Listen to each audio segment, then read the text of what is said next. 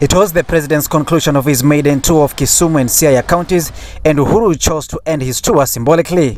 The president visiting opposition chief Raila Odinga's rural home of Bondo, two political dynasties that have played a pivotal role in the country's politics coming together in a crucial breakfast meetup. The sons of the fathers were here to break bread and mend the rift. And on his first ever tour of the counties as president, I admit you to the degree of Doctor of Sciences, honoris causa. President Uhuru Kenyatta received his first ever honorary degree from the Jaramogi Oginga Odinga University of Science and Technology. Jaramogi was Jomo Kenyatta's deputy until their fallout.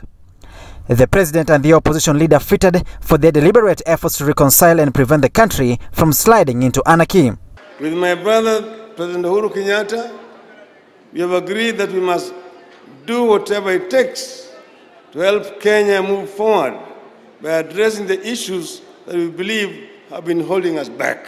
I pledge to continue working strongly with my brother Raila and indeed with all Kenyans to continue to build a safer, more united, prosperous Kenya with equity for all. President Uhuru Kenyatta was taken on a tour of the Jaramogi Oginga Odinga Mausoleum that bears the history of the senior Odinga with Kenyatta and other political players that shaped Kenya's politics to what it is today. We need your support, fellow Kenyans.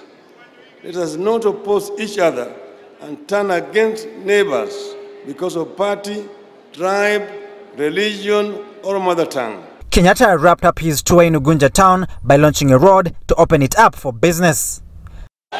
Rais wetu umekaribishwa hapa Ugunja. President Uhuru Kenyatta concludes his maiden two-day visit of Luo Nyanza today, and from here, the president and the opposition chief have promised to roll out the reconciliation narrative to the entire country.